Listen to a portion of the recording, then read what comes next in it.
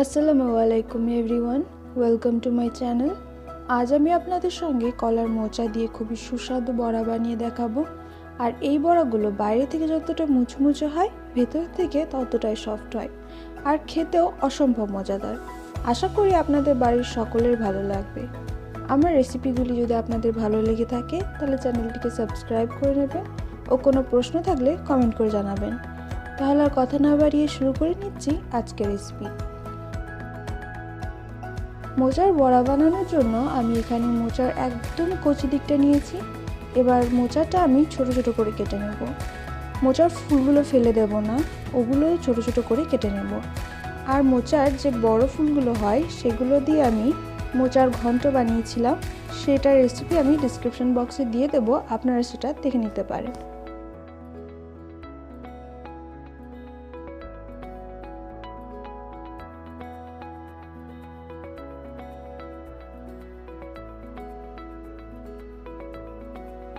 ফুলগুলো সব কাটা হয়ে গেলে আমি একটা পাত্রে নিয়ে নেব।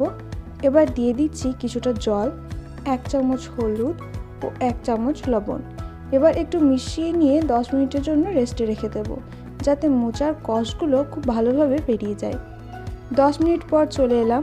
এবার মোচাগুলো আমি জল ঝরিয়ে প্রেসার কুকারে দিয়ে দেব, যাতে ভালোভাবে সেদ্ধ হয়ে যায়। এখন আমি দিচ্ছি পর্যাপ্ত পরিমাণ জল, 1 চামচ লবণ ও 1 চামচ হলুদ গুঁড়ো। 5 থেকে 6টা সিটি দিয়ে দেব।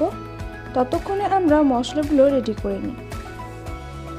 এখানে আমি গ্রাইন্ডারে নিয়ে নিচ্ছি 1/2 কাপ চানা ডাল। এটা একদম পাউডার বানাবো না, একটু দানা দানা রাখবো।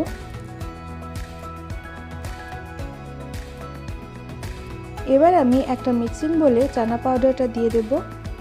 এবার দিয়ে দেব 2টি মিডিয়াম সাইজের পেঁয়াজ কুচি, কিছু কাঁচা মরিচ কুচি, 1 চামচ চিলি ফ্লেক্স, 1/2 চামচ গোলমরিচ গুঁড়ো, 1/2 চামচ গরম মশলা গুঁড়ো, 1/2 চামচ হলুদ, 1 চামচ আদা রসুন পেস্ট, আর দিচ্ছি কিছু ধনেপাতা কুচি, 1 চামচ ধনে ও জিরে গুঁড়ো। এবার সবগুলিকে খুব ভালোভাবে চটকে নেব। একটু সময় নিয়ে ভালোভাবে চটকে নিতে হবে।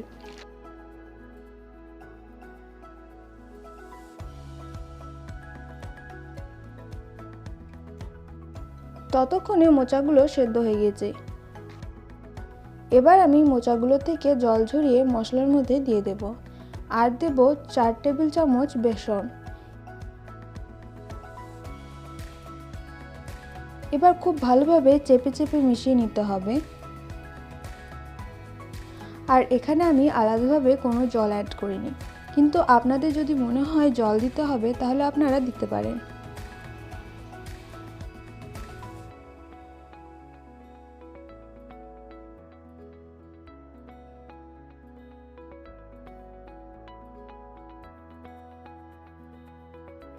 ভালোভাবে মেশানো হয়ে গেলে আমি হাতে একটু তেল নিয়ে গোল গোল করে শেপ দিয়ে দেব।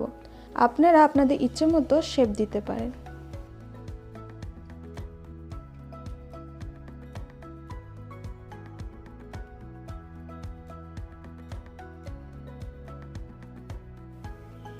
এখানে আমি আগেই তেল গরম হতে দিয়ে দিয়েছিলাম। এবার একটা একটা করে দিয়ে দেব।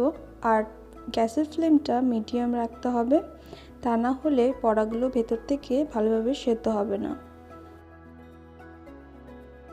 এভাবে উল্টে পাল্টে ব্রাউন কালার হওয়া পর্যন্ত ভেজে নিতে হবে। বেশি তাড়াহুড়ো করলে চলবে না, একটু ধৈর্য ধরতে হবে। একটু ধৈর্য ধরে ভেজে নিতে হবে। দেখুন কত সুন্দর কালার এসছে। এভাবে আমি সবগুলো ভেজে নেব। এটা তৈরি হয়ে গেল আমাদের খুবই সুস্বাদু মোচার বড়া। খেতে অসম্ভব মজাদার হয়ে থাকে। বাড়িতে অবশ্যই একবার ট্রাই করে দেখবেন। আশা করছি আমার ভিডিওটি আপনাদের ভালো লেগেছে। আমার ভিডিওটি আপনাদের ভালো লেগে থাকলে চ্যানেলটিকে সাবস্ক্রাইব করে নেবেন ও কোনো প্রশ্ন থাকলে কমেন্ট করে জানাবেন। ভিডিওটি শেষ পর্যন্ত দেখার জন্য অসংখ্য ধন্যবাদ। অনেক অনেক ভালো থাকবেন, সুস্থ থাকবেন। আল্লাহ হাফেজ।